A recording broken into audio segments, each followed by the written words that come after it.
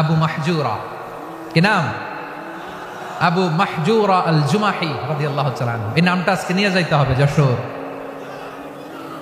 আবু মাহজুরা রাদিয়াল্লাহু তাআলা আনহু। 2 নম্বরে বলছিলাম যায়েদ বিন সাবিত রাদিয়াল্লাহু তাআলা আনহু। বিশ্বনবী দেখলেন মদিনার এই আনসারী সাহাবী হাইলি ট্যালেন্টেড, ইন্টেলেকচুয়াল, মেরিটোরিয়াস, জ্ঞানের প্রতি তার আকর্ষণ, মারাত্মক আকর্ষণ। বিশ্বনবী তাকে দায়িত্ব দিলেন, কোরআন যা নাজিল হয় তুমি লিখো, কাতিবুল ওয়াহি বানায় দিলেন। সুবহানাল্লাহ। যায়েদ বিন সাবিতরে আবার আজান শেখান নাই, কারণ তার মধ্যে বিশ্বনবী প্রতিভা দেখেছেন, একাডেমিক প্রতিভা। বিশ্বনবীর একাডেমিক প্রজেক্টগুলো তিনি হ্যান্ডেল করতেন। যায়েদ বিন সাবিত ছিল বিশ্বনবীর ব্যক্তিগত সচিব। কি ছিল? ব্যক্তিগত সচিব। বোঝেন নাই? বিশ্বনবীর ব্যক্তিগত সচিব এবং দোভাষী। ইহুদিরা কিছু লিখে দিলে এটার অর্থ বিশ্বনবীরে বুঝায় দিতেন, আবার ইহুদিদের কাছে কিছু লিখতে হলে তিনি লিখে দিতেন। বিশ্বনবী একদিন বললেন, ইন্নী ওয়াল্লাহি মা আমানু ইয়াহুদা আলা কিতাব। ইহুদিরা যে চিঠি পাঠায় অর্থ তো বুঝি না, আরেক ইহুদি আইনে অর্থ করা লাগে। আবার ইহুদিদের কাছে কিছু লিখে পাঠাইতে চাইলে আমরা তো লিখতে পারি না, ইহুদিরে দিয়ে লেখা লাগে। ওরা যে পয়রা শোনায় লিখে দেয়, আমি ওদের বিশ্বাস করি না। আমার নিজের একজন লোক দরকার। বিশ্বনবী এই যায়েদ বিন সাবিতকে চুজ করলেন ল্যাঙ্গুয়েজের জন্য। উনি বললেন, যায়েদ, তোমার সফট স্কিলকে ডেভেলপ করতে হবে, তুমি হিব্রু ল্যাঙ্গুয়েজ শিখে ফেলো। যায়েদ বিন সাবিত বলল, বিশ্বনবীর মোটিভেশন আর ইন্সপিরেশন পেয়ে আমি 15 দিনে ইহুদিদের এই হিব্রু ল্যাঙ্গুয়েজ শিখে ফেললাম। শুধু শিখে ফেললাম না, হাত্তা হাদিকতু, even I became master in the language. এই ভাষা আমি পারদর্শী হয়ে গেলাম। এরপরে ইহুদিরা চিঠি লিখে পাঠালে আর কোনো ইহুদি ডাকা লাগতো না, আমি নবীর এটার অর্থ শুনে করে বুঝাই দিতাম। আবার ইহুদিদের কাছে চিঠি লেখা লাগলে আমি যায়েদ বিন সাবিত চিঠি লিখে দিতাম। সুবহানাল্লাহ। দেখেন, এত সাহাবীর মধ্য থেকে বিশ্বনবীর একাডেমিক প্রজেক্ট, ব্যক্তিগত সচিব, দোভাষী হিসেবে তিনি যায়েদ বিন সাবিতের মতো তরুণকে নির্বাচিত করেছেন। কেমন ট্যালেন্ট হান্টার ছিল আমার নবী। সুবহানাল্লাহ পড়বেন না? বিশ্বনবীর ইন্তেকালের পরে সাইয়েদনা আবু বকর রাদিয়াল্লাহু তাআলা আনহু যখন খলিফা হয়ে আসলেন, কোরআনকে সংকলনের দায়িত্ব দেয়া লাগবে, কোন সাহাবীকে দিবেন? সব সাহাবারা মিলে পরামর্শ করলেন। সাইয়েদনা আবু বকর, ওমর সবাই মিলে এই বিশাল কোরআন সংকলনের গুরু দায়িত্ব বিশ্বনবীর ব্যক্তিগত সচিব, বিশ্বনবীর দোভাষী, বিশ্বনবীর সিলেক্ট করাই লোক যায়েদ ইবনে সাবিত রাদিয়াল্লাহু তাআলা আনহুকে দিয়েছে। কোরআনের কপি তো আজকে এখানে রাখে নাই। এই যে আজকের যে কোরআন পড়েন, এটা আগে এরকম ছিল না। কোরআন নাজিল হলে সাহাবারা চামড়ার, উটের চামড়ায় লিখে ফেলতো, উটের চ্যাপ্টা হাড্ডির মধ্যে লিখে ফেলতো, গাছের গুড়ির মধ্যে লিখে ফেলতো, বিভিন্ন জনের কাছে ছড়ানো ছিটানো ছিল। আবু বকর রাদিয়াল্লাহু তাআলা আনহু একসাথে করলেন, পরবর্তীতে উসমান রাদিয়াল্লাহু তাআলা আনহু একসাথে করলেন। 114 সূরার এখন এই মুসহাফ, এই কম্পাইলেশন, এই কপি আমরা পেয়েছি, যার হিউজ কন্ট্রিবিউশন ছিল। এই পুরো কোরআন কম্পাইলেশনের প্রজেক্ট ম্যানেজার ছিল যায়েদ বিন সাবিত রাদিয়াল্লাহু তাআলা আনহু। কোরআন কম্পাইলেশনের প্রজেক্ট ম্যানেজার। দেখেন, উনারে মাথায় হাত দিয়ে আজান শিখায় নাই। সুবহানাল্লাহ কইবেন না? তাহলে প্রথম সাহাবী আবু মাহজুরাকে মুয়াজ্জিন বানাইলেন, যায়েদ বিন সাবিতকে ব্যক্তিগত সচিব আর দোভাষী বানালেন, মুসআব ইবনে উমাইর রাদিয়াল্লাহু তাআলা আনহুকে ইসলামের প্রথম অ্যাম্বাসেডর বানালেন। তাহলে তৃতীয় নাম্বার একজন সাহাবীর নাম বলছি, মুসআব ইবনে উমাইর। মুসআব কি নাম? He was the first ambassador in Islam. ইসলামের প্রথম ডিপ্লোম্যাট, প্রথম কূটনৈতিক, ইসলামের প্রথম কূটনৈতিক, ইসলামের প্রথম ডিপ্লোম্যাট, প্রথম অ্যাম্বাসেডর মুসআব ইবনে উমাইর। মক্কার তরুণ যুবক, উনি পারফিউম লাগাইলে মানুষ দেখলেই বুঝতো এটা মুসআব লাগাইছে। এমন ড্যাশিং ফেসের ছিল, এমন স্মার্ট ড্যাশিং ফেস, এমন পার্সোনালিটির মানুষ ছিল মুসআব রাদিয়াল্লাহু তাআলা আনহু। কারণ যিনি ইসলামের স্পোকম্যান হবেন, মুখপাত্র হবেন, তার স্মার্ট হওয়ার দরকার আছে না নাই? আকাবার প্রথম শপথ যখন হলো, তাদের সাথে বিষ্ণু ইসা ইসলাম মদিনাতে একজন মুখপাত্র পাঠালেন, ডিপ্লোম্যাটকে পাঠালেন, অ্যাম্বাসেডর অফ ইসলাম। তিনি হচ্ছেন মুসআব ইবনে উমাইর। করেন সুবহানাল্লাহ। বিশ্বনবী দেখলেন সে অনেক স্মার্ট, তার ডেডিকেশন আছে, সিনসিয়ারিটি আছে, এবং মদিনায় যে আউস খাজরাজ গোত্রের নেতাদের সাথে ডিল করতে হবে, ইহুদিদের সাথে ডিল করতে হবে, ওখানে একজন পাক্কা জানু খেলোয়াড়ের দরকার আছে না নাই? মুসআব ইবনে উমাইর রাদিয়াল্লাহু তাআলা আনহু, ওনাকে বিষ্ণু ইসা ইসলাম চুজ করলেন। এবং বিষ্ণু ইসা ইসলামের এই চুজিংটা, এই সিলেকশনটা এত সুন্দর ছিল, তিনি মদিনাতে যে বিশ্বনবী আসার আগেই মদিনার জমিনকে তিনি উর্বর করে ফেলছেন। প্রতিটা ঘরে ঘরে কালিমার দাওয়াত তিনি পৌঁছায় দিয়েছেন। জুমার বিধান নাজিল হয়েছে, কিন্তু মক্কায় পরিবেশ নাই, জুমা পালনের। বিষ্ণু ইসলাম একজনকে দিয়ে খবর পাঠালেন, যাও মদিনায় মুসাবকে যেয়ে বলো, মুসাব তো আমার শিক্ষক, আমার স্পোকম্যান, মদিনাতে যেন তারা জুমা কায়েম করে। বিশ্বনবীর আগেই মুসাব মদিনার মুসলিমদেরকে নিয়ে মদিনায় প্রথম জুমা কায়েম করে ফেলছে। সুবহানাল্লাহ। ডিপ্লোম্যাটদের কেমন হইতে হয়, অ্যাম্বাসেডার কেমন হইতে হয়, মুসআব রাদিয়াল্লাহু তাআলা আনহুর কাছ থেকে শিখে নাও। মুসআব নামটা কেমন লাগে? যশোর যাদের সন্তান হবে, ছেলে সন্তান, আমার রাস্তায় পাইলে সবাই জিজ্ঞেস করে, হুজুর একটা নাম দেন, আমার ছেলে হবে। যশোরবাসীর জন্য আমি একটা নাম দিয়ে দিলাম, নাম রাখতে হবে মুসআব। কি নাম? নামটা যাদের ভাল লাগে, ছেলে সন্তান অনাগত আসবে, মনে চাইলে নাম রেখে দিবেন মুসআব রাদিয়াল্লাহু তাআলা আনহুর নামে মুসআব। তাহলে মুসাব রাদিয়াল্লাহু তাআলা আনহুকে বিশ্বনবী ল্যাঙ্গুয়েজ শিখান নাই, সফট স্কিল শিখান নাই। যায়েদ রাদিয়াল্লাহু তিনি হিব্রু ল্যাঙ্গুয়েজ শিখেছেন, সুরিয়ানি শিখেছেন, কিন্তু মুসাবকে তিনি বানিয়েছেন the spokesman of Islam, the first diplomat, the ambassador of Islam. সুবহানাল্লাহ পড়বেন না? আব্দুল্লাহ ইবনে আব্বাস রাদিয়াল্লাহু তাআলা আনহু বিশ্বনবীর কাজিন, চাচাতো ভাই। আবার মাইমুনা রাদিয়াল্লাহু তাআলা আনহু, মাইমুনা নবীর স্ত্রী, তিনি ছিলেন আব্দুল্লাহর আপন খালা। তো নবীর বউ যদি ওনার খালা হয়, নবী তার কি? বুঝে নাই, নবী তার কি? খালু। তাহলে সম্পর্ক অনেক গভীর, কাজিন আবার খালু। ছোট্ট মানুষ, তাই রাতে মাঝে মাঝে ঘরে থাকতো। বিশ্বনবী দেখলেন আব্দুল্লাহ যেহেতু আমার ঘরে ঢুকতে পারে, আব্দুল্লাহরে এই উম্মতের বড় শিক্ষাবিদ বানাইতে হবে। কথা বোঝে নাই? আব্দুল্লাহকে কি বানাইতে হবে? শিক্ষাবিদ, এডুকেটর অফ দিস উম্মাহ, এই উম্মার শিক্ষাবিদ বানাইতে হবে। তাই আব্দুল্লাহ ইবনে আব্বাসকে বিশ্বনবী হাতে কলমে শিক্ষা দিয়েছেন।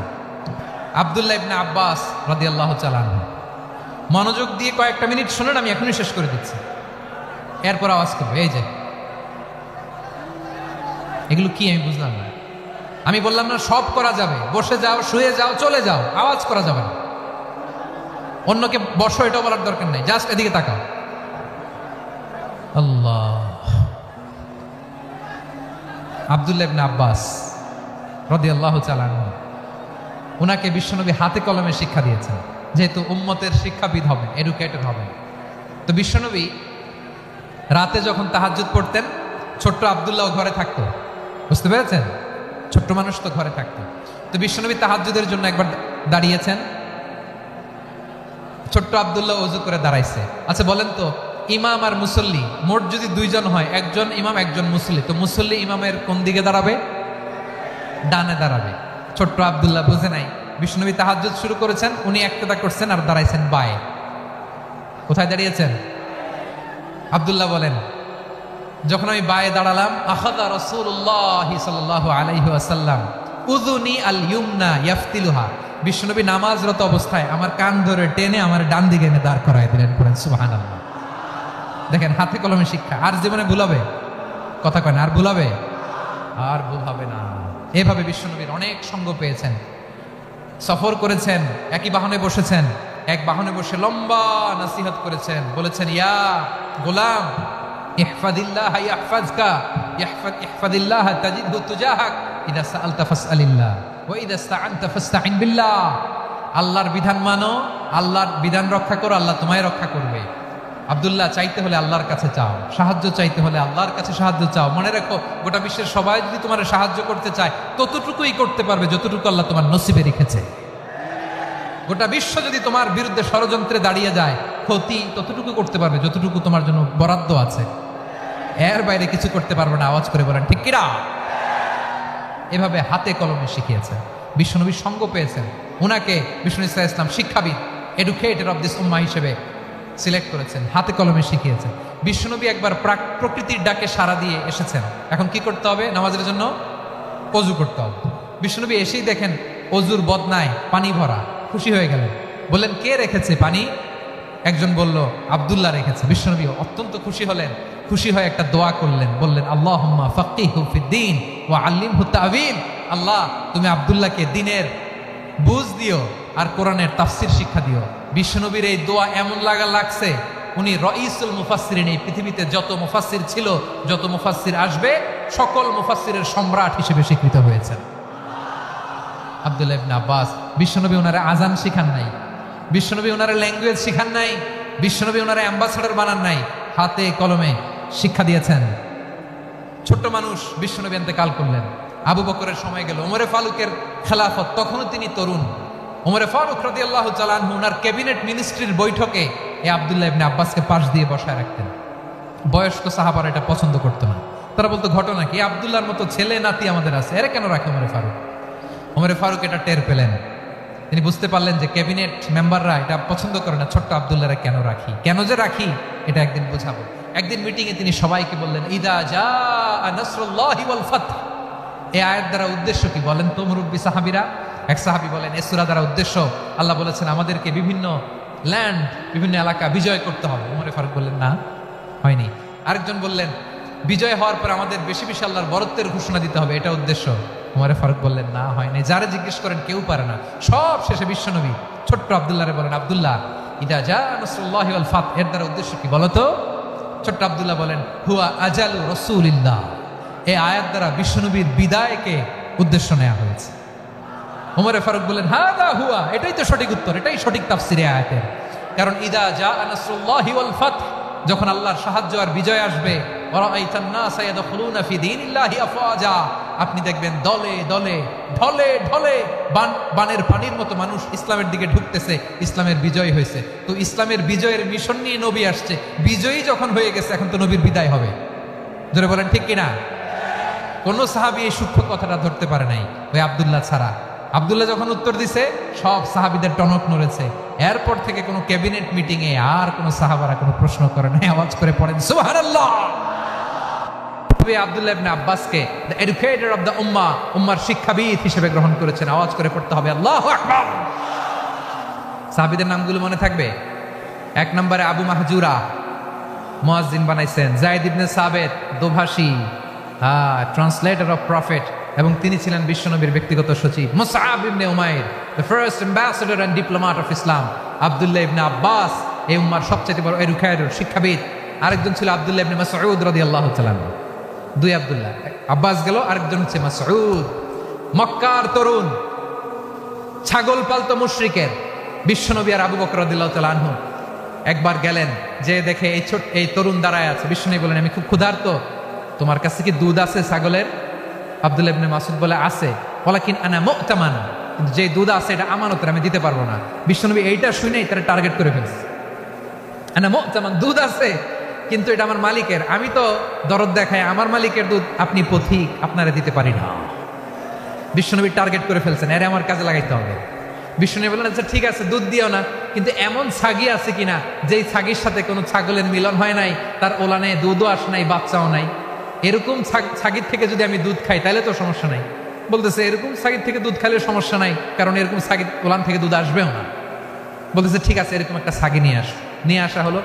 বিশ্বনবী বিসমিল্লাহ বলে ওই ছাগির ওলানে হাত দিলেন। হাত দিতে দেরি, পুরো ওলানটা দুধে ভরে যেতে দেরি হয় না। বিশ্বনবী আর আবু বকর রাদিয়াল্লাহু তাআলা আনহু দহন করে পেট ভরে খেলেন।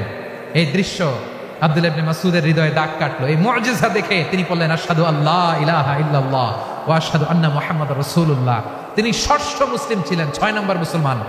ওনাকে টার্গেট করে বিশ্বনবী দেখলেন এমন ইন্টেলেকচুয়াল ব্রেন, উনি সূক্ষ্ম সূক্ষ্ম জিনিস বুঝে বেশি, ফিকহি জ্ঞান ওনার মধ্যে বেশি। বিশ্বনবী ওনাকে কোরআনের জ্ঞান শিক্ষা দিতে লাগলেন। উনি বিশ্বনবী সবার কাছে কোরআন শোনায়, কিন্তু বিশ্বনবী নিজে আব্দুল্লাহ ইবনে মাসউদের কাছ থেকে কোরআন শুনতো। বিশ্বনবী একবার বললেন, ইকরা আলাইয়া ইয়া মাসউদ। ইবনে মাসউদ একবার শোনাও তো কোরআন দেখি। আব্দুল্লাহ ইবনে মাসউদ বলে, আকরাউ আলাইকা ওয়া আলাইকা উনজিল। নবী, আপনার উপর কোরআন নাজিল হয় আর আমি আপনার সামনে কোরআন পড়ব। বিশ্বনবী বললেন, ইন্নী উহিব্বু আন আসমাআহু মিন গায়রি। আমি নিজে পড়তে যেমনি ভালোবাসি, অন্যে পড়ুক আমি শুনবো, এটাও আমি ভালোবাসি। সূরা নিসা তিনি তেলাওয়াত করে শুনিয়েছেন।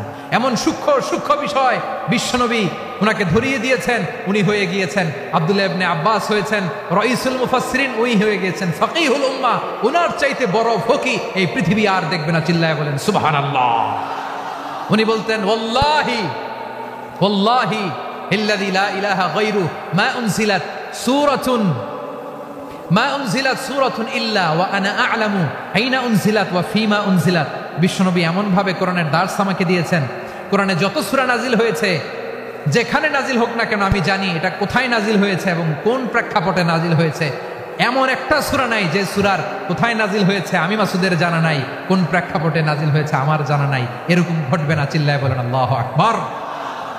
এই আব্দুল্লাহ ইবনে মাসউদ রাদিয়াল্লাহু তাআলা ওমরে ফারুকের সময় কুফার চিফ জাস্টিস ছিলেন।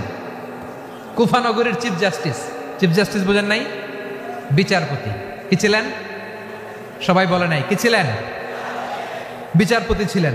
এবং ওনার যে ফিকহি জ্ঞানের ধারা, এটাই আলকামা, ইব্রাহিম আন-নাখাই, হাম্মাদ ইবনে সুলাইমান হয়ে ইমাম আবু হানিফা পর্যন্ত পৌঁছেছে। এবং ওনার ফিকহি জ্ঞানের ধারাই হানাফি মাযহাবে অ্যাকসেপ্ট হয়েছে। আজও এগুলো হানাফি মাযহাবে চর্চিত হয়। হানাফি মাযহাবের সব ফিক আব্দুল্লাহ ইবনে মাসউদের ফিকহি জ্ঞানের ধারা থেকে নেওয়া হয়েছে। চিল্লায় পড়েন সুবহানাল্লাহ। তাহলে উনাকে বিশ্বনবী বানিয়েছেন জুরিস্ট, জুরিস্ট, আইনবিদ, ফাকিহ। উনারে আজান শিখান নাই। হিউম্যান রিসোর্স ডেভেলপমেন্ট কিভাবে করবেন, মানব সম্পদের উন্নয়ন কিভাবে করতে হয়, কিভাবে যার যেখানে প্রতিভা কাজে লাগাতে হয় উনি দেখিয়েছেন। সুবহানাল্লাহ পড়বেন না? বাংলাদেশের আসল পরিচয় কি? এই ইসলাম নিয়ে আমরা সংসদ ভবন সাজাবো, রাজি আছি না নাই? শেকড় ভুলে যাওয়া যাবে না। আমরা ধাপে ধাপে শারিয়া আইনের দিকে যাব ইনশাআল্লাহ, কিন্তু জঙ্গিবাদ দিয়ে নয়, কট্টরপন্থা দিয়ে নয়। আমরা ইন্টেলেকচুয়ালি, গ্রাজুয়ালি, ধাপে ধাপে শারিয়া আইনের দিকে মুভ করবো ইনশাআল্লাহ। বলো লিল্লাহি তাকবীর। এদেশের আসল পরিচয় সবাই বলে না, আওয়াজ করে, এদেশের আসল পরিচয়। এদেশে আজান শুনে সূর্য ওঠে শহর গ্রামে, এদেশে আজান শুনে সূর্য ডুবে সন্ধ্যা নামে, এদেশে সকল কাজে সবাই বলে বিসমিল্লাহ, এদেশে ভালো কিছু দেখে শুনে হাসি মুখে সবাই বলে মাশা আল্লাহ। সুবহানাল্লাহ, সুবহানাল্লাহ, সুবহানাল্লাহ, সুবহানাল্লাহ, সুবহানাল্লাহ, সুবহানাল্লাহ, সুবহানাল্লাহ, সুবহানাল্লাহ। ও নবীন তরুণ, তোমার কিসের এত ভয়? জেনে রেখো বাংলাদেশের আসল পরিচয়। বাংলাদেশের আসল পরিচয় ইসলাম। আওয়াজ তুলে বলো, আসল পরিচয় কি? এদেশে পরস্পরে দেখা হলে দেয় সালাম, এদেশে আমজনতার হৃদয় জুড়ে পাক্কা আলাম। ঠিক কি না? এদেশে বিপদ এলে সর্বজনে সর্বক্ষণে দোয়া পড়ে ইন্না লিল্লাহ, সুবহানাল্লাহ, সুবহানাল্লাহ, সুবহানাল্লাহ, সুবহানাল্লাহ। এদেশে আজান শুনে সূর্য ওঠে শহর গ্রামে, এদেশে আজান শুনে সূর্য ডুবে সন্ধ্যা নামে, এদেশে সকল কাজে সবাই বলে বিসমিল্লাহ, এদেশে ভালো কিছু দেখে শুনে হাসি মুখে সবাই বলে মাশা আল্লাহ। সুবহানাল্লাহ, আওয়াজ করে সুবহানাল্লাহ, সুবহানাল্লাহ, সুবহানাল্লাহ, সুবহানাল্লাহ। সবাই একসাথে সুবহানাল্লাহ, সুবহানাল্লাহ, সুবহানাল্লাহ, সুবহানাল্লাহ। এদেশের আসল পরিচয় কি? আওয়াজ করে বলতে ভয় লাগে। এদেশের আসল পরিচয় কি? ইসলাম দিয়ে আমাদের সংসদ ভবন চলুক, আমরা চাই কি চাই না? বঙ্গভবনে লা ইলাহা ইল্লাল্লাহর পতাকা উড়ুক, আমরা চাই কি চাই না? প্রতিটি জেলা অফিসে, ডিসি অফিসে লা ইলাহার পতাকা ঝুলুক, আমরা চাই কি চাই না? কারা কারা চাই হাত তুলে আল্লাহরে দেখায়।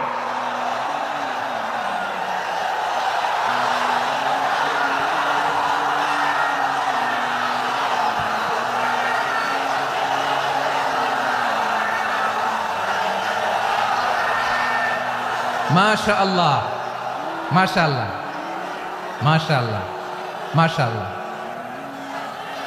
যশোর, আওয়াজ করে বলো, ভালো মানুষ না খারাপ মানুষ? বুঝে বলছো তো? মানুষ ভালো হলে যে কত ভালো। এই মানুষকে যত্ন নিলে, মানুষকে মানুষ বানালে যে সে কি হতে পারে শুনবা? হ্যাঁ, নাকি মোনাজাত দিয়ে দিব? শুনবা? তাহলে থামতে হবে। থামো, আমি যখন বলবো থামো থামো, তাকবীরের সময় দিলে তাকবীর, থামো থামো। মানুষকে যত্ন নিলে, হ্যাঁ এদিকে এদিকে, ড্রোন নামায় ফেল। হয়েছে, ড্রোনের ফুটেজ হয়ে গেছে, এবার ড্রোন নামায় ফেল। আমার দিকে তাকাও। মানুষকে, তোমরা এদিক সেদিক তাকালে তো গুরুত্বপূর্ণ পয়েন্ট মিস হয়ে যাবে। এদিকে এদিকে, হ্যাঁ মাস, ঠিক আছে, এদিকে। মানুষকে যত্ন নিলে মানুষের মধ্যে যে আল্লাহ কি পটেনশিয়াল রেখেছে। আমি জাপানের দুইটা উদাহরণ দিই। জাপানের 2022 সালে জাপানের সাথে জার্মানির খেলা, ফিফা ওয়ার্ল্ড কাপ 2022, এক পক্ষে জাপান, আরেক পক্ষে কোন দেশ? কথা শোনে নাই। এক পক্ষে কোন দেশ, আরেক পক্ষে সবাই, এক পক্ষে আরেক পক্ষে। ওই খেলায় জিতেছিল জাপান, জিতেছিল 22 সালের এই ফিফা ওয়ার্ল্ড কাপে জাপান ফুটবল খেলায় জিতে as a part of their celebration তারা খেলার পরে পুরো স্টেডিয়ামটারে ক্লিন করে, the fan base of Japan, লক্ষ লক্ষ মানুষ খেলা দেখতে যায়, তো এত ডাস্টবিনও তো নাই, তো যারা ডাস্টবিনে জায়গা পায় নাই তারা এই যে চকলেটের প্যাকেট, পানির বোতল, চিপসের প্যাকেট তারা এদিকে সেদিকে রেখে দিয়েছে। জাপানের ভক্তরা, জাপানের ফলোয়াররা as a part of their celebration তারা খেলার পরে পুরো স্টেডিয়ামের সব ময়লা আবর্জনা ক্লিন করে তারপরে বিদায় নিয়েছে। তাদেরকে কি ক্লিন করার দায়িত্ব দেওয়া হয়েছিল? এই যশোর, জাপানের যে ছেলেরা খেলা দেখতে গেছিল ওদেরকে কি ক্লিন করার দায়িত্ব দিছিল? তারা কি স্টেডিয়ামের পরিচ্ছন্নতা কর্মী? তাদের আকল, তাদের সিক্স সেন্স তাদেরকে বলেছে। ছোটবেলা থেকে জাপান গভর্নমেন্ট ওদেরকে এত পরিচ্ছন্নতা শেখায়, ক্লিনলিনেস অ্যাওয়ারনেস ক্যাম্পেইন করায়। ক্লাসে আমি দেখেছি, ক্লাসে নিজের বেঞ্চ নিজে মুছে, ক্লাসের মাঝখানে একটা সময় দেয়, নিজের টেবিল নিজে মুছে, নিজের ক্লাসরুমটা নিজে পরিষ্কার করে, রাস্তাঘাটে একটা ধুলা নাই, ময়লা নাই, একটা টিস্যু নাই। খেলার পরে গোটা বিশ্বকে তাক লাগিয়ে দিয়েছে। জাপানের ফ্যানরা সবার রেখে যাওয়া গার্বেজ, টিস্যু, বোতল পরিষ্কার করে তারপরে স্টেডিয়াম থেকে বিদায় নিয়েছে। আমরা কেন এমন হইতে পারলাম না? আমরা কেন এমন হইতে পারলাম না? জাপানের যারা এগুলো করছে ওদের 3টা করে চোখ না? চোখ তো 3টা, জাপানো লাগো, জাপানো লাগো, হাত তো 4টা, কান তো 6টা। হ্যাঁ, নাকি আমার মতো 2 হাত 2 কানালা মানুষ? চোখে দেখলে ওটা মানুষ না। চিন্তা করছেন? তার মানে জাপানিজদেরকে যে গ্রুমিং করে শিখানোর মাধ্যমে পরিচ্ছন্ন বানানো গেছে, ওরা যেমনি মানুষ আমরাও মানুষ, আমাদের সন্তানদেরকে শেখালে তারাও পারবে, পারবে কিনা? 2 নম্বর উদাহরণ বলি।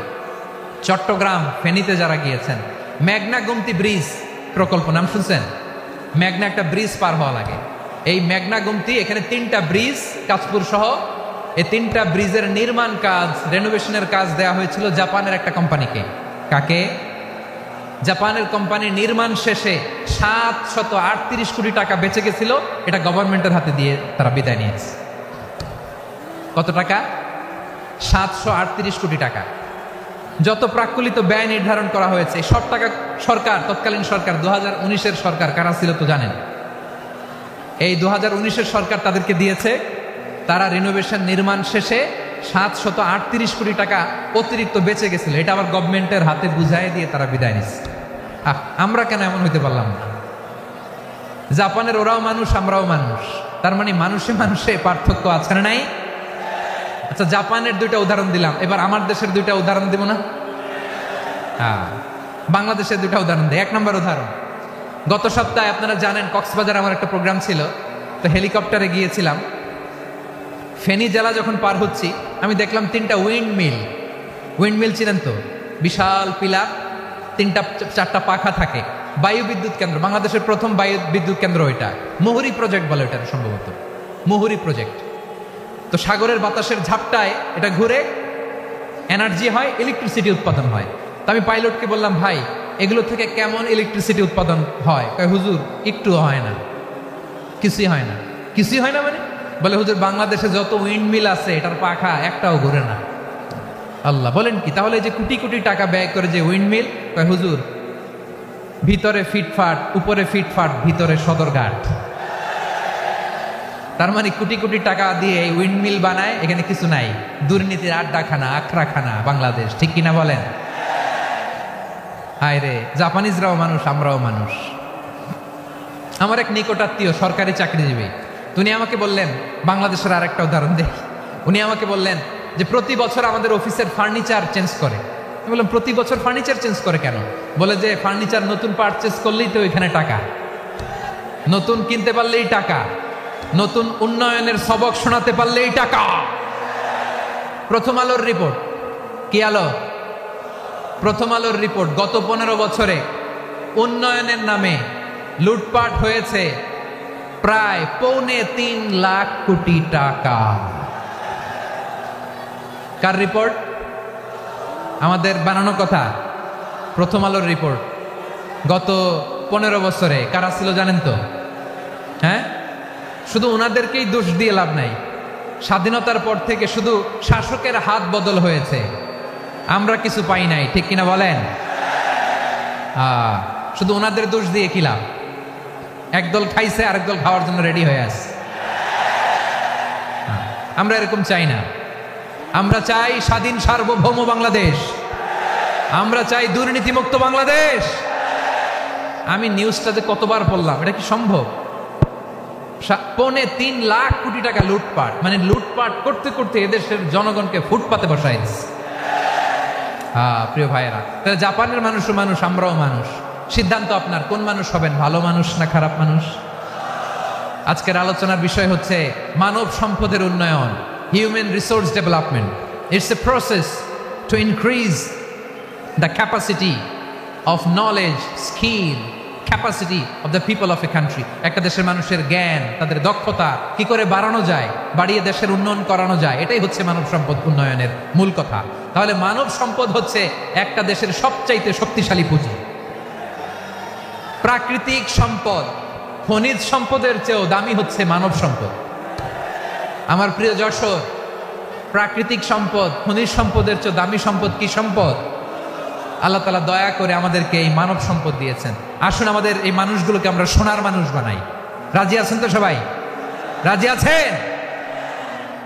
মানুষ পারে না এমন কোনো কিছু নাই, চাইলে সব পারে। এজন্য মানুষকে তারবিয়া দিতে হবে, যথাযথভাবে তাদেরকে গড়তে হবে। আসুন আমরা সিরাতের আয়নায় বিশ্বনবীর জীবনী থেকে দেখি তিনি কিভাবে হিউম্যান রিসোর্সকে ম্যানেজ করতেন। যদি আপনাদের সময় হয়, দু একটা উদাহরণ দিয়ে আজকে আমি আমার আলোচনার বিদায় নিব। হবে সময় হবে কয়েক মিনিট?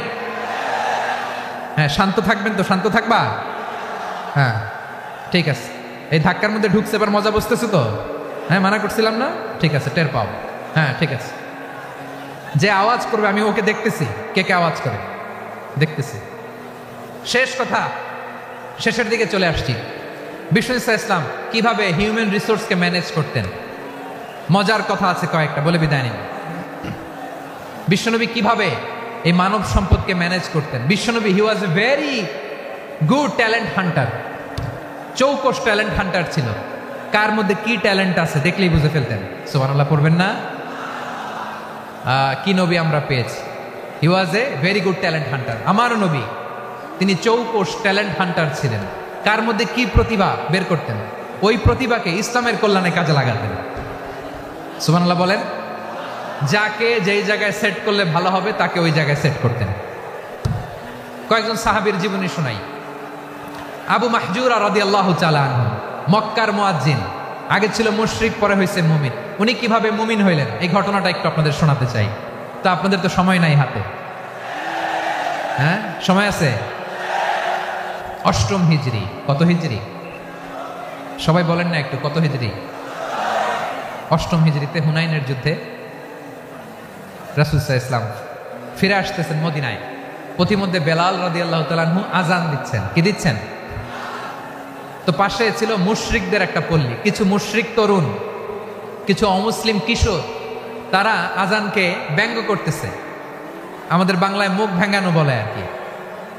বেলাল রাদিয়াল্লাহু তাআলা আনহু আজান দিচ্ছেন, ওই বাচ্চাগুলো মুশরিক তো, ওরা আজানকে ব্যঙ্গ করতেছে, বিকৃতি করে ওরাও আজান দিচ্ছে। উদ্দেশ্য হচ্ছে আজানকে নিয়ে ঠাট্টা করা। উদ্দেশ্য কি? ঠাট্টা করা। ব্যাপারটা মনে কষ্ট পাওয়ার মতো ব্যাপার না? কিন্তু বিশ্বনবী ওইখানে দেখেন কি খুঁজলেন। বিশ্বনবী খেয়াল করলেন অমুসলিম কিশোরদের মধ্য থেকে একটা কিশোরের গলাটা বড় দরাজ গলা, কণ্ঠটা বড় সুন্দর। খেয়াল করে দেখলেন যে কিছু কিশোর বেলালের আজানকে ব্যঙ্গ করে, বিকৃতি করে, কিন্তু একজনের কণ্ঠ দেখতে পাচ্ছেন না এত দূরে, কিন্তু কণ্ঠটা বড় সুন্দর, দরাজ গলা। বিশ্বনবী সাহাবীদেরকে বললেন, ধরো এগুলারে, ধরো। সবগুলারে ধরে বিশ্বনবীর সামনে আনা হলো। ওরা হাঁটু গেড়ে বসলো। বিশ্বনবী বললেন, তোমাদের মধ্যে কে যেন ব্যঙ্গ করে আজান দিচ্ছিল, তার গলাটা বড় উঁচু, গলার বেসটা বড় মজবুত, মেলোডিয়াস, সুমধুর কণ্ঠ, কে? আবু মাহজুরা বলে, আমার বন্ধুরা সবাই আমার দিকে আঙ্গুল দেখায়, আমি পড়ে গেছি বিপদে। রাসূল সাল্লাল্লাহু আলাইহি ওয়াসাল্লাম বাকি অমুসলিম তরুণদেরকে ছেড়ে দিলেন, বললেন তোমরা যাও। এবার আবু মাহজুরারে পাইছে। আবু মাহজুরার চুলের মধ্যে হাত দিলেন বিশ্বনবী, মাথায় হাত দিয়ে বললেন, এবার আজান দাও দেখি। আবু মাহজুরা বলে, আমি তো আজান দিতে জানি না, কারণ আমি তো বেলালেরটা শুইনা দিছি, আমার তো মুখস্থ নাই, আমি তো আজান দিতে জানি না। বিষ্ণু বললেন, জানো না? তাহলে আসো, আমি তোমারে শিখাই দিই। সুবহানাল্লাহ পড়ে। আবু মাহজুরা হাঁটু গেড়ে বসে, বিশ্বনবীর মোবারক হাত আবু মাহজুরার চুলের মধ্যে। বিশ্বনবী আজানের মুআল্লিম আবু মাহজুরাকে বলতেছে, ঠিক আছে তোমারে শিখাই দিচ্ছি, আমি যা যা বলবো আমার সাথে সাথে বলো, পারবা? আবু মাহজুরা বলে, পারবো। বিশ্বনবী আজান দিচ্ছেন, মাথায় হাত দিয়ে আল্লাহু আকবার, আল্লাহু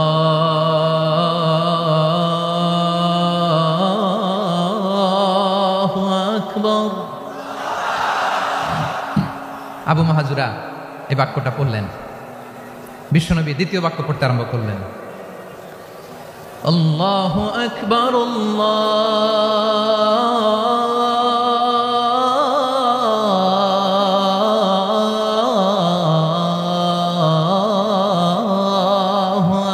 আকবার।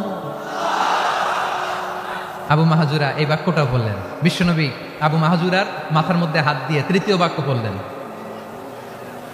আশহাদু আল্লা ইলাহা ইল্লাল্লাহ,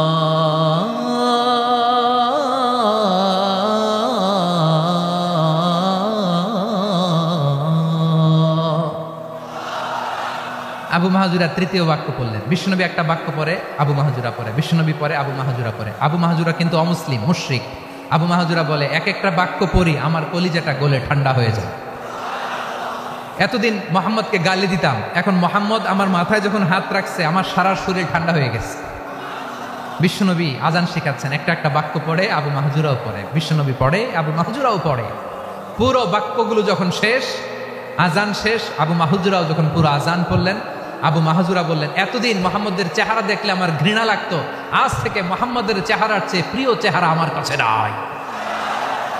আবু মাহজুরা বললেন, ও মুহাম্মদ, আজানের বাক্য তো আপনি আমারে শেখালেন, এখানেই শেষ করবেন না, আপনি আমারে পড়ায় দেন, লা ইলাহা ইল্লাল্লাহ মুহাম্মাদুর রাসূলুল্লাহ সাল্লাল্লাহু আলাইহি ওয়াসাল্লাম। বিশ্বনবীর সাথে দাঁড়িয়ে উনি শাহাদা পড়ে মুসলমান হয়ে গেলেন। এবার আবু মাহজুরা বলে, ইয়া রাসূলুল্লাহ, ইয়া হাবিবাল্লাহ, আমি মুমিন হয়েছি, মুসলমান হয়েছি, আপনার কাছ থেকে আজান শিখার সৌভাগ্য আমি লাভ করেছি। নবী আমার কণ্ঠের বড় তারিফ করেছেন, আপনি আমার আজানকে আপনি পছন্দ করেছেন। একটা জিনিস আপনার কাছে চাই, আপনি আমাকে মক্কার মসজিদুল হারামের মুয়াজ্জিন হিসেবে অ্যাপয়েন্ট করে দে। বিষ্ণু ইসলাম বললেন, যাও আবু মাহজুরা, আমি তোমাকে পৃথিবীর শ্রেষ্ঠতম মসজিদ মক্কার মসজিদুল হারামের মুয়াজ্জিন হিসেবে অ্যাপয়েন্ট করে দিল। দেখছেন কিভাবে ট্যালেন্ট হান্টিং করতে হয়, কিভাবে হিউম্যান রিসোর্স মানব সম্পদকে ব্যবহার করতে হয়। আসছিল আজানকে ভেঙাইতে, আসছিল কেন? আজানকে ব্যঙ্গ করার জন্য, বিকৃত করার জন্য। আজানকে বিকৃত করতে যে ইসলামের সবচেয়ে শ্রেষ্ঠ মসজিদের মুয়াজ্জিন হয়ে গেল। পড়েন সুবহানাল্লাহ। হযরত আবু মাহজুরা রাদিয়াল্লাহু তাআলা আনহু ওনার এই সুললিত কণ্ঠ ব্যবহার করে মসজিদুল হারামে এত সুন্দর করে আল্লাহু আকবার বলে আজান দিতেন। মানুষগুলোর, মুসল্লিগুলোর, মক্কাবাসীর হৃদয়কে তিনি বিগলিত করে দিতেন, মানুষের হৃদয়কে ঠান্ডা হয়ে যেত। শুধু এখানেই শেষ না আমার যশোরের ভাইয়েরা। বিশ্বনবী যখন সাইয়েদনা আবু মাহজুরা রাদিয়াল্লাহু তাআলা আনহুকে আজান শিখাচ্ছিলেন, বলেন তো বিশ্বনবীর হাতটা কোথায় ছিল? আবু মাহজুরার মাথার সামনে, এই চুলের উপরে ছিল।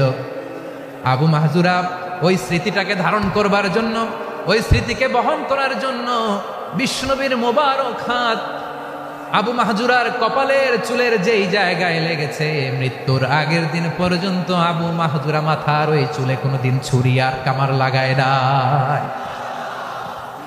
সেখানে কেচি লাগায় নাই, চুলের মধ্যে খুর লাগায় নাই। আবু মাহজুরা ডান দিকের চুল কাটতো, বাম দিকের চুল কাটতো, পেছনের চুল কাটতো, সামনের চুল কাটতো না। আবু মাহজুরা রাদিয়াল্লাহু তাআলা আনহুর সামনের চুলগুলো বড় হতে হতে যখন এত বড় হয়ে যায়, তিনি চুলগুলো পেঁচিয়ে মাথার মধ্যে রাখতেন, তারপরে তিনি পাগড়ি পরতেন। সবাই জিজ্ঞেস করতো, আবু মাহজুরা এটা আবার কেমন স্টাইল? দেখতে তোমারে কি বিদঘুটে লাগে, কেমন অড লাগে, কেমন খারাপ দেখা যায়।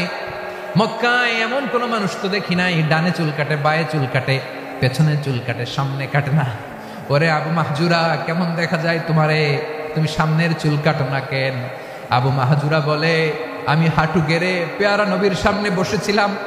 আমার এই মাথার চুলের মধ্যে মুবারক হাত লাগিয়ে বিশ্বনবী নিজে আমাকে আজানের প্রতিটা বাক্য শিক্ষা দিয়েছেন। বিশ্বনবীর মুবারক হাত, পবিত্র হাত আমার মাথার চুলের যেই জায়গায় লেগেছে, আমি চাই ওই চুলগুলা নিয়ে আমি আমার কবরের ভিতরে যাব। সাইয়েদনা আবু মাহজুরা রাদিয়াল্লাহু তাআলা আনহু ইন্তেকালের আগের পর্যন্ত মাথার সামনের চুলগুলা কাটে নাই। মাথার সামনের চুল তিনি কাটেন নাই। সুবহানাল্লাহি বিহামদি। কেমন ভালোবাসতেন বিশ্বনবী সাহাবীদেরকে, সাহাবারা কেমন ভালোবাসতেন বিশ্বনবীকে। সামনের চুলগুলো বড় হতে হতে এত বড় ছিল, পেঁচিয়ে রেখে পাগড়ি করতেন, কাটতেন না। নবীর হাত লেগেছিল। সুবহানাল্লাহ পড়েন। তাহলে what is the lesson? Moral of the story কি? মোরাল অফ দ্য স্টোরি হচ্ছে, আসছিল আজানকে ব্যঙ্গ করার জন্য, বিকৃত করার জন্য, হয়ে গেল মসজিদুল হারামের মুয়াজ্জিন। দেখেন বিশ্বনবী একটা খারাপ সিচুয়েশনের মধ্যে থেকে কি ভালো জিনিস বের করে আনলেন। আমি যে শুরুতে বলেছি কিভাবে তিনি হিউম্যান রিসোর্সকে ডেভেলপ করেছেন, ম্যানেজ করেছেন। তিনি যে চৌকস ট্যালেন্ট হান্টার ছিল, দেখেন সবার মধ্যে থেকে এর বাছাই করে মুয়াজ্জিন বানাই দিয়েছেন। সুবহানাল্লাহ পড়েন। তার মানে এই না সবাইরে ধরে ধরে উনি মুয়াজ্জিন বানাইছেন। যার যেই ট্যালেন্ট আছে তাকে ওই কাজে অ্যাসাইন করেছেন। যার যেই প্রতিভা আছে তার প্রতিভাকে ইসলামের কাজে লাগিয়েছেন। সুবহানাল্লাহ পড়েন। যায়েদ বিন সাবিত রাদিয়াল্লাহু তাআলা আনহু নাম শুনেছেন? যশোর কথা বেরোয় না। যদি জিজ্ঞাসা সালমান খানের নাম শুনছেন, সবাই হাত তুলবে, জি হুজুর শুনছি, মানে সব দেখা শেষ। সালমান খান, আমির খান, অমুক খান, সব খান মুখস্থ, কিন্তু যায়েদ বিন সাবিতের নাম মুখস্থ নাই মুসলমানদের। যেই সাহাবী মাথার সামনের চুল কাটে নাই, মসজিদুল হারামের মুয়াজ্জিন বানাইছেন বিশ্বনবী, সাহাবীর নাম কি? খায়া ফেলাইস, স্লোগানের সাথে খায়া ফেলাইস। আবু মাহজুরা। কি নাম? আবু মাহজুরা আল জুমাহি রাদিয়াল্লাহু তাআলা আনহু। এই নামটা আজকে নিয়ে যাইতে হবে যশোর। আবু মাহজুরা রাদিয়াল্লাহু তাআলা আনহু। 2 নম্বরে বলছিলাম যায়েদ বিন সাবিত রাদিয়াল্লাহু তাআলা আনহু। বিশ্বনবী দেখলেন মদিনার এই আনসারী সাহাবী হাইলি ট্যালেন্টেড, ইন্টেলেকচুয়াল, মেরিটোরিয়াস, জ্ঞানের প্রতি তার আকর্ষণ, মারাত্মক আকর্ষণ। বিশ্বনবী তাকে দায়িত্ব দিলেন, কোরআন যা নাজিল হয় তুমি লিখো, কাতিবুল ওয়াহি বানায় দিলেন। সুবহানাল্লাহ। যায়েদ বিন সাবিতরে আবার আজান শিখান নাই, কারণ তার মধ্যে বিশ্বনবী প্রতিভা দেখেছেন, একাডেমিক প্রতিভা। বিশ্বনবীর একাডেমিক প্রজেক্টগুলো তিনি হ্যান্ডেল করতেন। যায়েদ বিন সাবিত ছিল বিশ্বনবীর ব্যক্তিগত সচিব। কি ছিল? ব্যক্তিগত সচিব। বোঝেন নাই? বিশ্বনবীর ব্যক্তিগত সচিব এবং দোভাষী। ইহুদিরা কিছু লিখে দিলে এটার অর্থ বিশ্বনবীরে বুঝায় দিতেন। আবার ইহুদিদের কাছে কিছু লিখতে হলে তিনি লিখে দিতেন। বিশ্বনবী একদিন বললেন, ইন্নী ওয়াল্লাহি মা আমানু ইয়াহুদা আলা কিতাব। ইহুদিরা যে চিঠি পাঠায় অর্থ তো বুঝি না, আরেক ইহুদি আইনে অর্থ করা লাগে। আবার ইহুদিদের কাছে কিছু লিখে পাঠাইতে চাইলে আমরা তো লিখতে পারি না, ইহুদিরে দিয়ে লেখা লাগে। ওরা যে পয়রা শোনায় লিখে দেয়, আমি ওদের বিশ্বাস করি না। আমার নিজের একজন লোক দরকার। বিশ্বনবী এই যায়েদ বিন সাবিতকে চুজ করলেন ল্যাঙ্গুয়েজের জন্য। উনি বললেন, যায়েদ তোমার সফট স্কিলকে ডেভেলপ করতে হবে, তুমি হিব্রু ল্যাঙ্গুয়েজ শিখে ফেলো। যায়েদ বিন সাবিত বলল, বিশ্বনবীর মোটিভেশন আর ইন্সপিরেশন পেয়ে আমি 15 দিনে ইহুদিদের এই হিব্রু ল্যাঙ্গুয়েজ শিখে ফেললাম। শুধু শিখে ফেললাম না, হাত্তা হাদিকতু, even I became master in the language. এই ভাষা আমি পারদর্শী হয়ে গেলাম। এরপরে ইহুদিরা চিঠি লিখে পাঠালে আর কোনো ইহুদি ডাকা লাগতো না, আমি নবীর এটার অর্থ শুনে পরে বুঝাই দিতাম। আবার ইহুদিদের কাছে চিঠি লেখা লাগলে আমি যায়েদ বিন সাবিত চিঠি লিখে দিতাম। সুবহানাল্লাহ। দেখেন এত সাহাবীর মধ্যে থেকে বিশ্বনবীর একাডেমিক প্রজেক্ট, ব্যক্তিগত সচিব, দোভাষী হিসেবে তিনি যায়েদ বিন সাবিতের মতো তরুণকে নির্বাচিত করেছেন। কেমন ট্যালেন্ট হান্টার ছিল আমার নবী। সুবহানাল্লাহ পড়বেন না? বিশ্বনবীর ইন্তেকালের পরে সাইয়েদনা আবু বকর রাদিয়াল্লাহু তাআলা আনহু যখন খলিফা হয়ে আসলেন, কোরআনকে সংকলনের দায়িত্ব দেয়া লাগবে, কোন সাহাবীকে দিবেন? সব সাহাবারা মিলে পরামর্শ করলেন। সাইয়েদনা আবু বকর, উমর সবাই মিলে এই বিশাল কোরআন সংকলনের গুরু দায়িত্ব বিশ্বনবীর ব্যক্তিগত সচিব, বিশ্বনবীর দোভাষী, বিশ্বনবীর সিলেক্ট করাই লোক যায়েদ ইবনে সাবিত রাদিয়াল্লাহু তাআলা আনহুকে দিয়েছে। কোরআনের কপি তো আজকে এখানে রাখে নাই। এই যে আজকের যে কোরআন পড়েন, এটা আগে এরকম ছিল না। কোরআন নাজিল হলে সাহাবারা চামড়ার, ওটের চামড়ায় লিখে ফেলতো, ওটের চ্যাপ্টা হাড্ডির মধ্যে লিখে ফেলতো, গাছের গুড়ির মধ্যে লিখে ফেলতো। বিভিন্ন জনের কাছে ছড়ানো ছিটানো ছিল। আবু বকর রাদিয়াল্লাহু তাআলা আনহু একসাথে করলেন, পরবর্তীতে উসমান রাদিয়াল্লাহু তাআলা আনহু একসাথে করলেন। 114 সূরার এখন এই মুসহাফ, এই কম্পাইলেশন, এই কপি আমরা পেয়েছি, যার হিউজ কন্ট্রিবিউশন ছিল। এই পুরো কোরআন কম্পাইলেশনের প্রজেক্ট ম্যানেজার ছিল যায়েদ বিন সাবিত রাদিয়াল্লাহু তাআলা আনহু। কোরআন কম্পাইলেশনের প্রজেক্ট ম্যানেজার, দেখেন উনারে মাথায় হাত দিয়ে আজান শিখায় নাই, সুবহানাল্লাহ কইবেন না? তাহলে প্রথম সাহাবী আবু মাহজুরাকে মুয়াজ্জিন বানাইলেন, যায়েদ বিন সাবিতকে ব্যক্তিগত সচিব আর দোভাষী বানালেন, মুসআব ইবনে উমাইর রাদিয়াল্লাহু তাআলা আনহুকে ইসলামের প্রথম অ্যাম্বাসেডর বানালেন। তাহলে তৃতীয় নাম্বার একজন সাহাবীর নাম বলছি, মুসআব ইবনে উমাইর। মুসআব কি নাম? He was the first ambassador in Islam. ইসলামের প্রথম ডিপ্লোম্যাট, প্রথম কূটনৈতিক, ইসলামের প্রথম কূটনৈতিক, ইসলামের প্রথম ডিপ্লোম্যাট, প্রথম অ্যাম্বাসেডর মুসআব ইবনে উমাইর। মক্কার তরুণ যুবক, উনি পারফিউম লাগাইলে মানুষ দেখলেই বুঝতো এটা মুসআব লাগাইছে। এমন ড্যাশিং ফেসের ছিল, এমন স্মার্ট ড্যাশিং ফেস, এমন পার্সোনালিটির মানুষ ছিল মুসআব রাদিয়াল্লাহু তাআলা আনহু। কারণ যিনি ইসলামের স্পোকম্যান হবেন, মুখপাত্র হবেন, তার স্মার্ট হওয়ার দরকার আছে না নাই? আকাবার প্রথম শপথ যখন হলো, তাদের সাথে বিষ্ণু ইসা ইসলাম মদিনাতে একজন মুখপাত্র পাঠালেন, ডিপ্লোম্যাটকে পাঠালেন, অ্যাম্বাসেডর অফ ইসলাম, তিনি হচ্ছেন মুসআব ইবনে উমাইর। পড়েন সুবহানাল্লাহ। বিশ্বনবী দেখলেন সে অনেক স্মার্ট, তার ডেডিকেশন আছে, সিনসিয়ারিটি আছে, এবং মদিনায় যে আউস খাজরাজ গোত্রের নেতাদের সাথে ডিল করতে হবে, ইহুদিদের সাথে ডিল করতে হবে, ওখানে একজন পাক্কা জানু খেলোয়াড়ের দরকার আছে না নাই? মুসআব ইবনে উমাইর রাদিয়াল্লাহু তাআলা আনহু, ওনাকে বিষ্ণু ইসা ইসলাম চুজ করলেন। এবং বিষ্ণু ইসা ইসলামের এই চুজিংটা, এই সিলেকশনটা এত সুন্দর ছিল, তিনি মদিনাতে যে বিশ্বনবী আসার আগেই মদিনার জমিনকে তিনি উর্বর করে ফেলছেন। প্রতিটা ঘরে ঘরে কালিমার দাওয়াত তিনি পৌঁছায় দিয়েছেন। জুমার বিধান নাজিল হয়েছে, কিন্তু মক্কায় পরিবেশ নাই জুমা পালনের। বিষ্ণু ইসা ইসলাম একজনকে দিয়ে খবর পাঠালেন, যাও মদিনায় মুসাবকে যেয়ে বলো, মুসাব তো আমার শিক্ষক, আমার স্পোকম্যান, মদিনাতে যেন তারা জুমা কায়েম করে। বিশ্বনবীর আগেই মুসাব মদিনার মুসলিমদেরকে নিয়ে মদিনায় প্রথম জুমা কায়েম করে ফেলছে। কোন সুবহানাল্লাহ। ডিপ্লোম্যাটদের কেমন হইতে হয়, অ্যাম্বাসেডর কেমন হইতে হয়, মুসআব রাদিয়াল্লাহু তাআলা আনহুর কাছ থেকে শিখে নাও। মুসআব নামটা কেমন লাগে? যশোর যাদের সন্তান হবে, ছেলে সন্তান, আমার রাস্তায় পাইলে সবাই জিজ্ঞেস করে, হুজুর একটা নাম দেন, আমার ছেলে হবে। যশোরবাসীর জন্য আমি একটা নাম দিয়ে দিলাম, নাম রাখতে হবে মুসআব। কি নাম? নামটা যাদের ভাল লাগে, ছেলে সন্তান অনাগত আসবে, মনে চাইলে নাম রেখে দিবেন মুসআব রাদিয়াল্লাহু তাআলা আনহুর নামে মুসআব। তাহলে মুসআব রাদিয়াল্লাহু তাআলা আনহুকে বিশ্বনবী ল্যাঙ্গুয়েজ শিখান নাই, সফট স্কিল শিখান নাই। যায়েদ রাদিয়াল্লাহু তিনি হিব্রু ল্যাঙ্গুয়েজ শিখেছেন, সুরিয়ানি শিখেছেন, কিন্তু মুসআবকে তিনি বানিয়েছেন the spokesman of Islam, the first diplomat, the ambassador of Islam. সুবহানাল্লাহ পড়বেন না? আব্দুল্লাহ ইবনে আব্বাস রাদিয়াল্লাহু তাআলা আনহু, বিশ্বনবীর কাজিন, চাচাতো ভাই। আবার মাইমুনা রাদিয়াল্লাহু তাআলা আনহু, মাইমুনা নবীর স্ত্রী, তিনি ছিলেন আব্দুল্লাহর আপন খালা। তো নবীর বউ যদি ওনার খালা হয়, নবী তার কি? বুঝে নাই, নবী তার কি? খালু। তাহলে সম্পর্ক অনেক গভীর, কাজিন আবার খালু। ছোট্ট মানুষ, তাই রাতে মাঝে মাঝে ঘরে থাকতো। বিশ্বনবী দেখলেন আব্দুল্লাহ যেহেতু আমার ঘরে ঢুকতে পারে, আব্দুল্লাহরে এই উম্মতের বড় শিক্ষাবিদ বানাইতে হবে। কথা বোঝে নাই?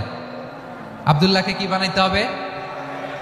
শিক্ষাবিদ, এডুকেটর অফ দিস উম্মাহ, এই উম্মার শিক্ষাবিদ বানাইতে হবে।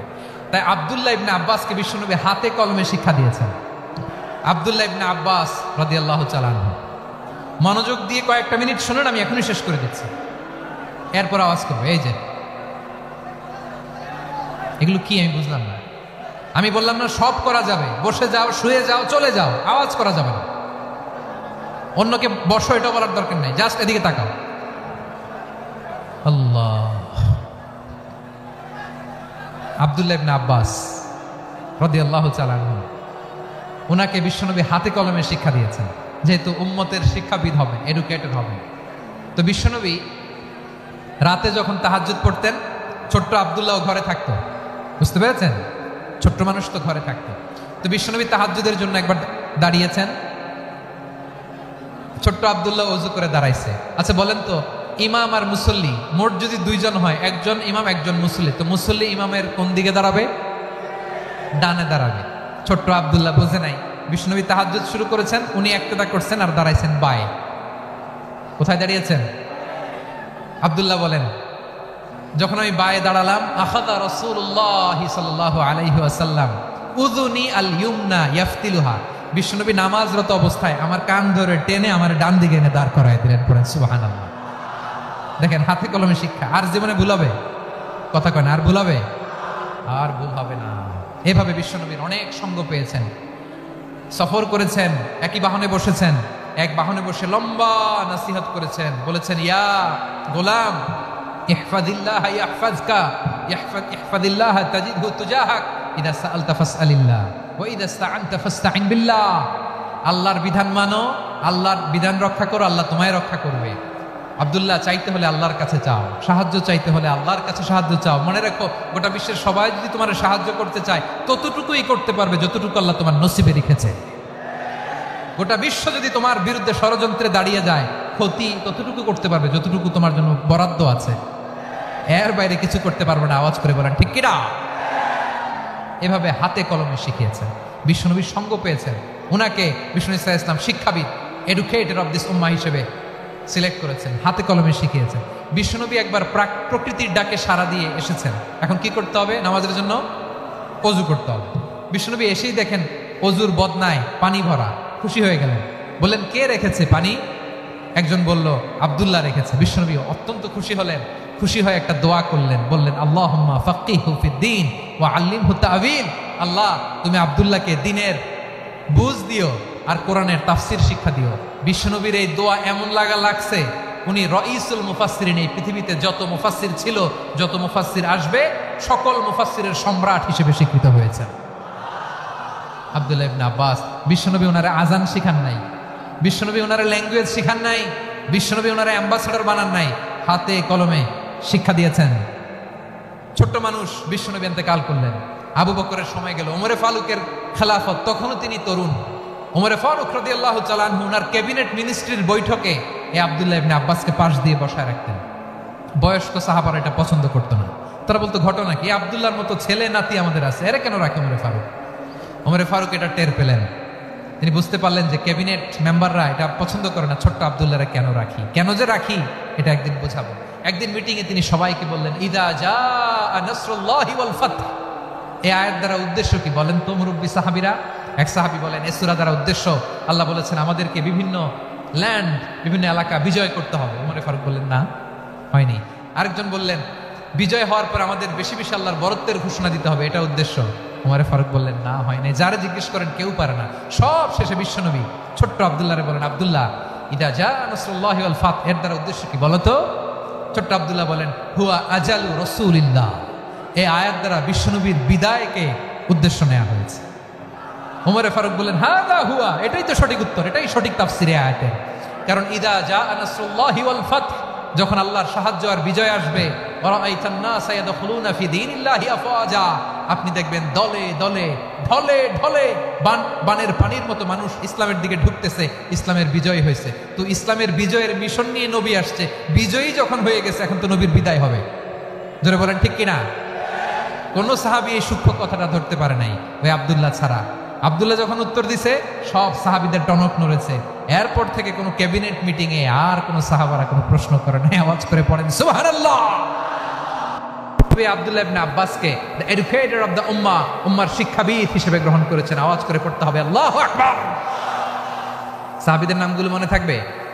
এক নম্বরে আবু মাহজুরা, মুয়াজ্জিন বানাইছেন। যায়েদ ইবনে সাবিত, দোভাষী, ট্রান্সলেটর অফ প্রফেট, এবং তিনি ছিলেন বিশ্বনবীর ব্যক্তিগত সচিব। Musab ibn Umair, the first ambassador and diplomat of Islam. Abdullah ibn Abbas, এই উম্মার সবচেয়ে বড় এডুকেটর, শিক্ষাবিদ। আরেকজন ছিল আব্দুল্লাহ ইবনে মাসউদ রাদিয়াল্লাহু তাআলা। দুই আব্দুল্লাহ, আব্বাস গেল, আরেকজন হচ্ছে মাসউদ। মক্কার তরুণ, ছাগল পালতো মুশরিকের।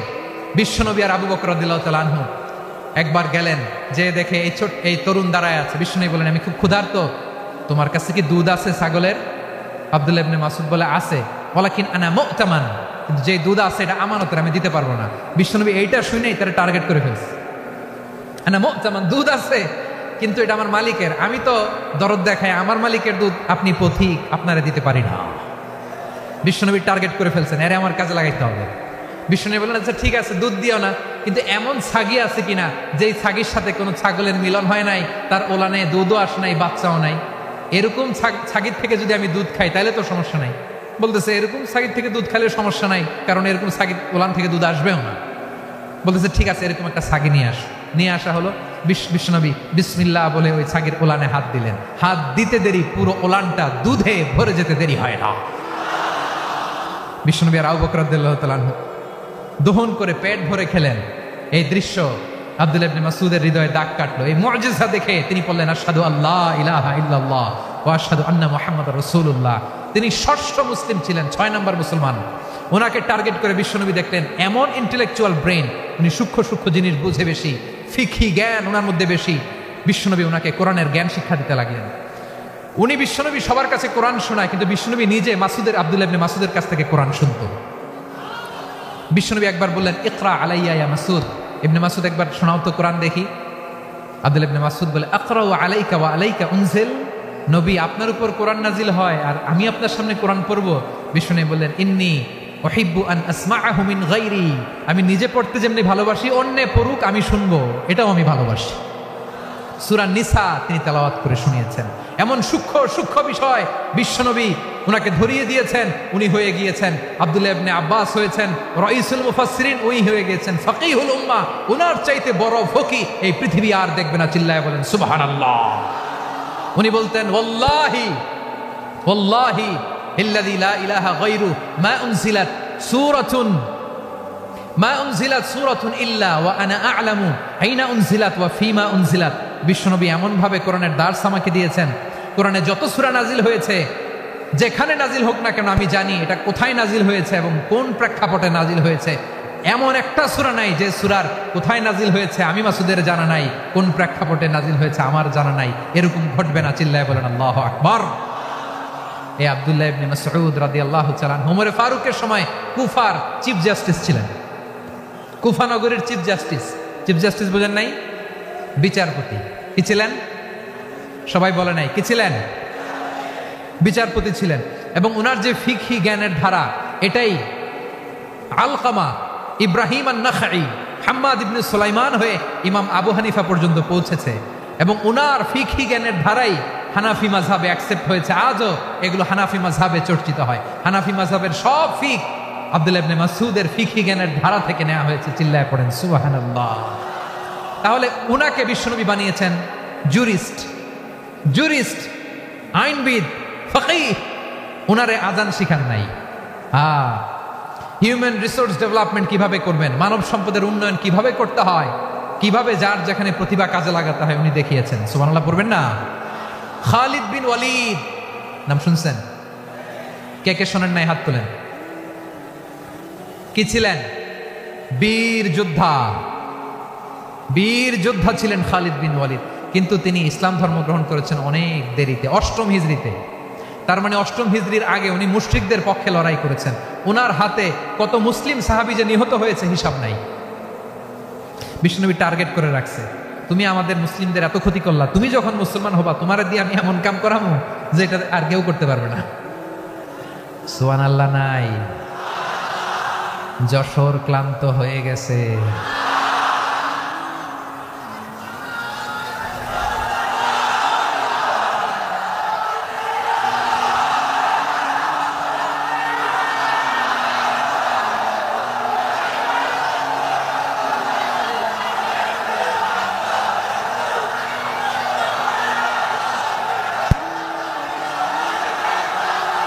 মাশাআল্লাহ।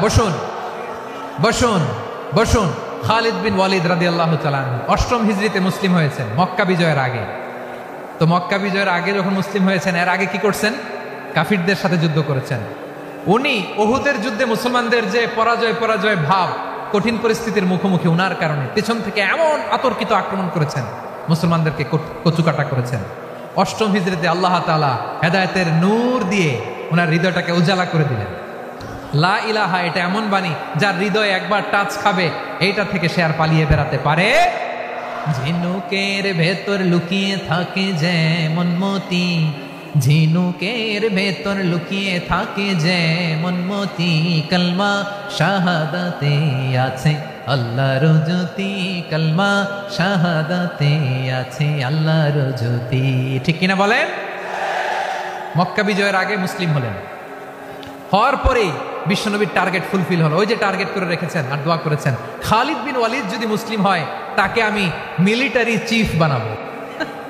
ওনাকে আজান শিখান নাই, ওনারে কান ধইরা নামাজের এই মাথা থেকে ওই মাথা আনান নাই, ফিকহি কোরআনের সূক্ষ্ম তাফসীর ওনারে শিখান নাই, অ্যাম্বাসেডর বানান নাই।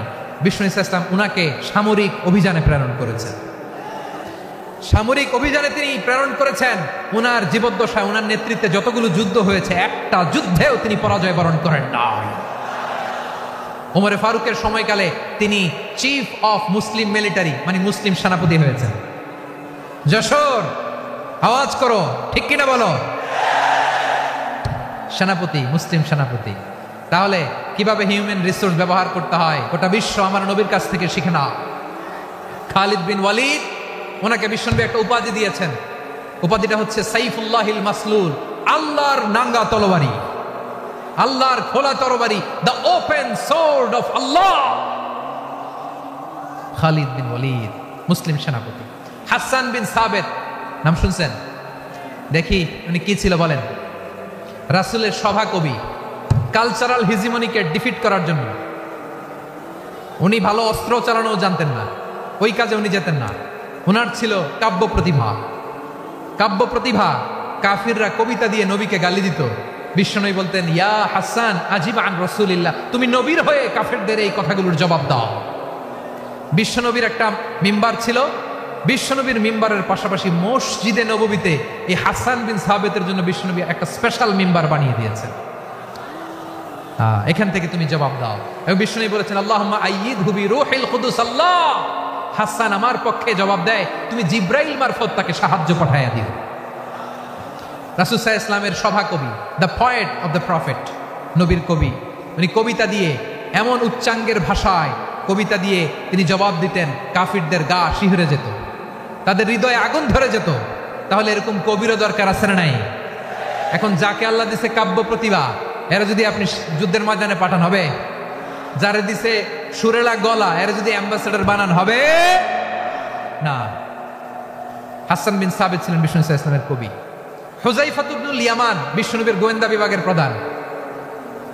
কিসের প্রধান? হুযায়ফা ইবনুল ইয়ামান। ওনার ছিল ডিটেকটিভ মাইন্ড, ডিটেকটিভ মাইন্ড, গোয়েন্দা বিভাগের প্রধান। এবং উনি হচ্ছেন সাহিবু সিররি রাসূলিল্লাহ, রাসূল সাল্লাল্লাহু আলাইহি ওয়াসাল্লামের গোপন তথ্যের ধারক বাহক।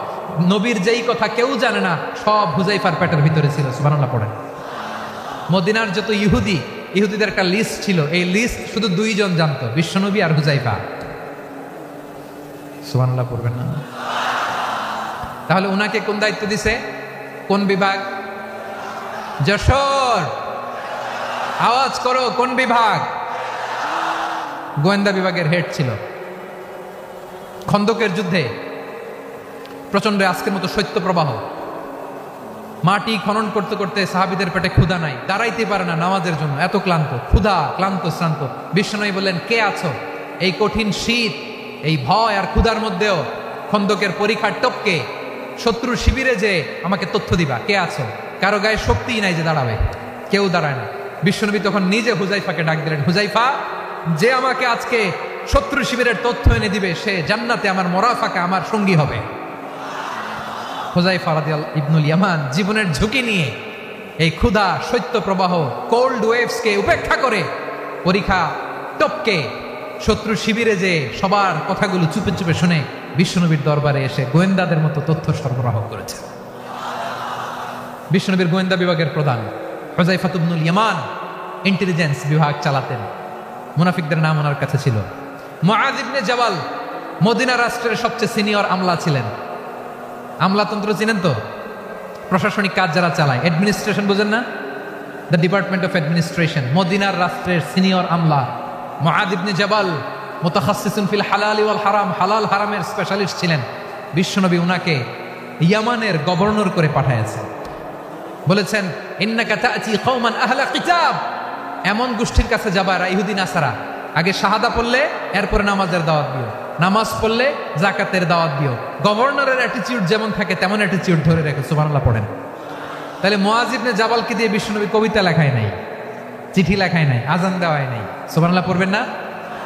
সব শেষ সাহাবী বলি আবু হুরায়রা রাদিয়াল্লাহু তাআলা আনহু। নাম শুনছেন? বিড়ালের বাবা। কি করতেন? খালি হাদিস মুখস্থ করতেন। উনি বলতেন আলজামু রাসূলুল্লাহ আলা মিল ইবাতনি, আমার শুধু পেটের ক্ষুধার বন্দোবস্ত হইলে আমি নবীর সঙ্গ ছাড়তাম না। আমার আনসার সাহাবারা ক্ষেত খামারের কাজ করতো, আমার মুহাজির সাহাবারা ব্যবসা করতো, আর আমি নবীর সাথে সাথে থাকতাম। শুধু সকাল বিকাল দুই বেলা যদি আমার খাবারের বন্দোবস্ত হয় আমি আর নবীর লক ছাড়ি না। সুবহানাল্লাহ কইবেন না? 5374টা হাদিস তিনি বর্ণনা করেছেন। সবচেয়ে বেশি হাদিস বর্ণনাকারী সাহাবী। হাদিস প্রিজার্ভেশনের কাজে বিশ্বনবী ওনাকে কাজে লাগিয়েছেন। উনি একদিন বলেন ইয়া রাসূলুল্লাহ আসমাউ মিনকা কাসীরান ফালা আহফাজু, নবী অনেক কথা শুনি আমার মনে থাকে না। বিশ্বনবী বললেন তাই? উবসুত রিদাক, তোমার চাদরটা বিছাও। আবু হুরায়রা বিছালেন, বিশ্বনবী হাত বুলায় দিলেন, এরপরে অনেক হাদিস বর্ণনা করলেন। আবু হুরায়রা বলে তারপর থেকে বিশ্বনবী যাই বর্ণনা করে আমি শুনি আর একটাও ভুলি না। এখন সুবহানাল্লাহ। বিশ্বনবী ওনাকে হাদিস প্রিজার্ভেশন, নবীর এই যে লক্ষ্য হাদিস প্রিজার্ভেশনের এই দায়িত্ব দিয়েছেন সাইয়েদনা আবু হুরায়রা রাদিয়াল্লাহু তাআলা আনহুকে। প্রিয় ভাইরা, তাহলে 10 জন সাহাবীর কথা যে বললাম, আপনারা কি খেয়াল করেছেন কত বড় ট্যালেন্ট হান্টার, চৌকস ট্যালেন্ট হান্টার ছিল আমার নবী। এক একজনের এক এক ট্যালেন্ট এক এক কাজে অ্যাসাইন করেছেন, এক একজনকে এক এক দায়িত্ব দিয়েছেন, এক একজনের প্রতিভাকে এক একভাবে বিকশিত হওয়ার সুযোগ দিয়েছেন। আওয়াজ করে বলেন ঠিক কি না? এখন আমার পর্দার আড়ালে আমার মায়েরা বলবে এতগুলো পুরুষ সাহাবীর কথা বললো, নারী সাহাবীরা কি কিছু করে নাই? হ্যাঁ, একজন নারী সাহাবীর কথা বলে মোনাজাত হবে, দোয়া ছাড়া কেউ যাব না। রুফাইদা আল আসলামিয়া রাদিয়াল্লাহু তাআলা আনহা, ওনার বাবার নাম সাআদ আল আসলামি। বিশ্বনবী কি খেয়াল করলেন দেখেন, সাআদ ছিল মদিনার বড় ডাক্তার। এই নারী সাহাবী রুফাইদা বাবার কাছ থেকে চিকিৎসা বিদ্যা শিখেছেন। যখন শিখছে বিশ্বনবী দেখলেন আমার তো প্রতি সপ্তাহে সপ্তাহে যুদ্ধে আহত সাহাবীদের সেবা দিবে কে? বিশ্বনবী রুফাইদাকে বললেন রুফাইদা তুমি মসজিদে নববীর পাশে একটা মেডিকেল ক্যাম্প করো। এই যে সাকিনা আদ্দিন মেডিকেলের আমার ছাত্রী বন্ধুরা শুনে রাখো, তোমাদের আইকন হচ্ছে এই রুফাইদা আল আসলামিয়া। বিশ্বনবীর ডিরেকশন অনুযায়ী তিনি মসজিদে নববীর পাশে একটা মেডিকেল ক্যাম্প করলেন এবং আহত সাহাবাদের চিকিৎসা উনি ওনার টিম নিয়ে দিতেন। বিশ্বনবীর পরামর্শে উনি আনসারি এবং মুহাজির মহিলা সাহাবীদেরকে নিয়ে একটা স্পেশাল মেডিকেল টিম গঠন করলেন। খায়বার যুদ্ধে 7ম হিজরিতে যখন বিশ্বনবী যায়, উনি ওনার টিম নিয়ে আসলেন, বললেন ইয়া রাসূলুল্লাহ আমরা তো তলোয়ার চালাতে পারি না, আমরা তো তীর মারতে পারি না, আপনি যদি অনুমতি দেন খায়বার অভিযানে আমি আমার টিম নিয়ে মেডিকেল টিমের সেবাটা সার্ভিসটা দিতে চাই। পড়েন সুবহানাল্লাহ। বিশ্বনবী অনুমতি দিলেন, যোদ্ধা সাহাবীদের সাথে রুফাইদা আল আসলামিয়া উনিও মেডিকেল টিম নিয়ে অগ্রসর হলেন। খায়বারের প্রতিটা আহত ইনজুর্ড সাহাবী যারা ইনজুরির শিকার হয়েছেন সবাই রুফাইদা আল আসলামিয়ার এই মেডিকেল ক্যাম্প থেকে চিকিৎসা সহায়তা পেয়েছেন। সুবহানাল্লাহ পড়েন। দেখেন কিভাবে বিশ্বনবীর ট্যালেন্ট বাছাই করতেন। আপনি অবাক হবেন, বাহরাইনের মেডিকেল ইউনিভার্সিটিতে রুফাইদা আল আসলামিয়া মেডিকেল প্রাইজ অ্যাওয়ার্ড প্রতি বছর দেওয়া হয়। যদি 8 দিনের এই মেডিকেল আমার বোনেরা যদি জেনে থাকো জানো, না হলে নতুন করে জানো, সার্চ দিও রুফাইদা আল আসলামিয়া মেডিকেল অ্যাওয়ার্ড বাহরাইনের ইউনিভার্সিটিতে দেওয়া হয়। প্রিয় ভাইয়েরা, তাহলে আলোচনার সামারি আমরা করি। বিশ্বনবী যার যেখানে ট্যালেন্ট তাকে ওইখানে কাজে লাগাতেন। আওয়াজ করে বলেন ঠিক কিনা? এবার একটা ইন্টারভিউ হবে, আওয়াজ করে বলেন আবু মাহজুরাকে বিশ্বনবী কি বানাইছেন? হ্যাঁ, ভুলে গেছেন? সামনের চুলে হাত দিয়ে বিশ্বনবী কি সুন্দর গলায় আজান শিখালেন।